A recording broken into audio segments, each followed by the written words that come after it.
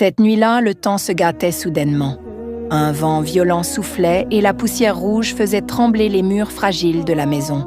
Nafissa eut peur et rappela son frère Suel à l'intérieur, étendant le lit de son père dans la chambre. Alors que la nuit avançait, on frappa à la porte. Nafissa, surprise, demanda « Qui est là à cette heure ?»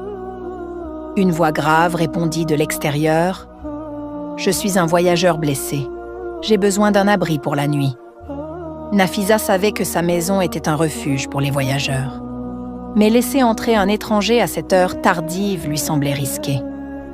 Cependant, en ouvrant la porte, elle découvrit un jeune homme magnifique, aux yeux verts, profonds, à la peau claire et portant des blessures sur tout le corps. Ses vêtements étaient tachés de sang. Elle s'approcha et commença à panser ses blessures, son cœur battant la chamade. Il restait silencieux, comme s'il avait tout perdu. Lorsqu'elle lui demanda de manger, il répondit avec gratitude.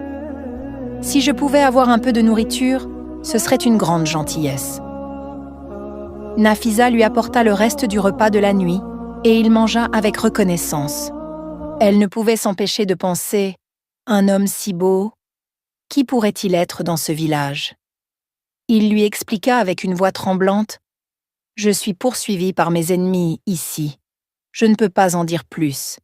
Mais je vous demande une faveur. Laissez-moi rester ici jusqu'à ce que mes blessures guérissent et ne dites à personne que je suis ici. » Sans réfléchir, Nafissa accepta.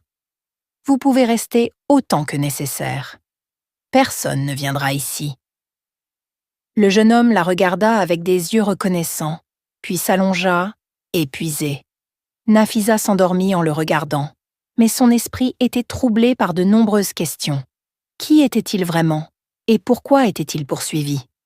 Le lendemain matin, il avait disparu. Nafissa, inquiète, continua ses tâches, préparant le petit déjeuner pour son père et son frère. Mais son cœur était lourd de curiosité et d'inquiétude.